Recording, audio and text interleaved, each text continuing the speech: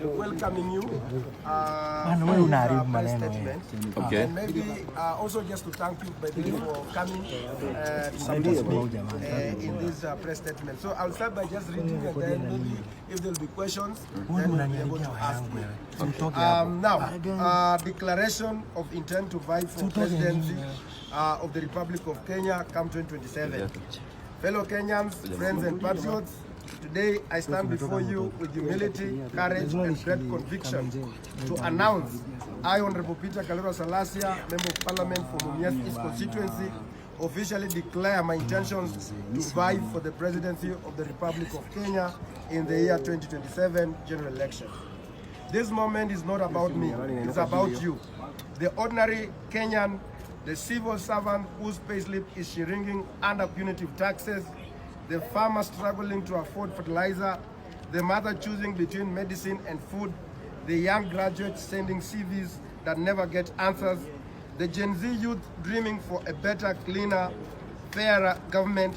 It is about Kenya, a country full of potential, yet held back by broken system, corruption, inequality, and disconnection between leaders and citizens. We cannot continue this way. It is time for a new generation of leadership, honesty, visionary, and bold. My agenda, the 5 pillars of the new Kenya: economic freedom. That one will include lowering taxes, growing incomes. The burden of the Kenyan worker is unbearable. We must ease it. As the president, I will review and reduce pay, NHIF, and NSSF reduction to protect your hard-earned salary. Yes. I will expand the tax base through job creation, not overtaxing the few who are employed. Our economic policy will shift from taxation to production and innovation. We must grow the cake before we slice it. No Kenyan should feel punished for working hard. Number 2, universal health care through people-centered SHA. The social health authority SHA must not be another burden. It must be a bridge to better health care. I will restructure SHA to align with the real medical needs of Kenyans, not bureaucratic interests. Every Kenyan will access affordable, dignified, and efficient health care, whether in Turkana, Kibra, or Mumias. We shall audit and clean up the NHIF legacy mess and guarantee the transparency in the healthcare funds. Health is not a luxury, it is a right. Number 3, ending corruption. Sealing every leak in government. Corruption is theft from the poor. I will treat it as economic sabotage. Every procurement will go through a transparent digital trackable system. I will empower independent anti-corruption agencies, and no scared cows will be spared. Stable public money will be recovered. Those who loot must be held accountable publicly, swiftly, and justly. We cannot industrialize a corrupt country. We cannot feed a nation bleeding from graft. Number 4, education, jobs, and dignity for our youth. Education must prepare young people not just to pass exams, but to thrive in a modern economy. We will strengthen TVETs, invest in digital literacy, and equip schools with modern tools. I will implement a national youth employment guarantee program in agriculture, ICT, and public works. Internships and graduate trainee scheme will be mandatory across government departments and industry. No degree should gather dust. No young dream should die due to hopelessness. Number 5, a new deal for Gen Z governance through freedom and the rule of law. Gen Z is not just the future, they are now. I will form the first ever Gen Z Presidential Advisory Council to embed their voices in every national decision. Freedom of expression, digital rights, and civic space will be protected. Police brutality will end under my watch. The judiciary will be respected. Laws will be applied fairly, regardless of status, tribe, or region. Let Kenya be the place where every youth believes their country works for them, not against them. Fellow Kenyans, I will contest the 2027 election and a new political movement, one that reflects the dreams of a fair, inclusive, forward-looking Kenya. This movement's name and leadership will be unveiled in due course, and it will not be built on the tribal alliance or money power, but on the people power. I invite all Kenyans, especially the youth, the workers, the farmers, the mothers, and the dreamers to work with me. Together, let us make 2027 the year of Kenya's rebirth. Let us turn frustration into hope, despair into opportunity, and anger into action. The time for true transformation is now. God bless Kenya. God bless you. God bless Kenya. Honorable Peter Salasya, Member of Parliament, Mias East Constituency, 2027 presidential candidate. Thank you. Yes. Question? Thank you for that. And first of all the best for the new journey that you started. We'd like to know, you've never mentioned this, that maybe you want to apply for presidency. But we want to know what pushed you to. Of course, umeshatusomea manifesto hapa. Kitu kikubwa kabisa kimefanya ukaamua na let me buy for 2027. First of all, because we are not seeing the issues that the Gen Z or the young generation, because first of all, you know that the future of a nation belongs to the young people. And the young people of this country, they are worried about their future, because they are worried about the 30 years from now, 40 years from now, because the systems are not working, and the people who are occupying the system, they are not of goodwill or not working with utmost good faith in order to ensure that, because you remember that in the Kibaki leadership, there was 2030 vision 2030, but we are not seeing the leadership that is looking right there, but we are looking at people who are self-centered and looking at the people who want, because everybody is saying that Ruto must go. Then who should replace Ruto if it's not Peter Salasya? Because the Kenyans want, or the young people want, a leader who is transparent, who wants with honesty, and who is ready to abide by the rule of law. And that is why I've been looking at the people who want to replace him.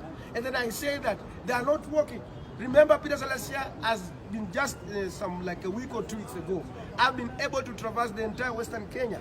We are now going for another tour of Nyamira, of Kisii, of Nyanza, coastal region, the northeastern, the eastern, and then the Mount Kenya, and then the Rift Valley. And because we've also seen that as much as we embrace from where we come from, the tribal, whatever, but the youth, the young people, are not interested about the who come, because at the end of the day, when these people get the opposition, it is about them. It's not about the other people or the entire community. It's about the few cronies, the few friends. And that is what now the young people, in their, what they want is the fairness in their CVs, fairness in their whatever, in whatever they do. And this is what has really made me to come out and say that as a young person, because by 2027 I'll be turning 35 years old. So which means that I'll be in a threshold to hold a constitutional role of being the president of the Republic of Kenya.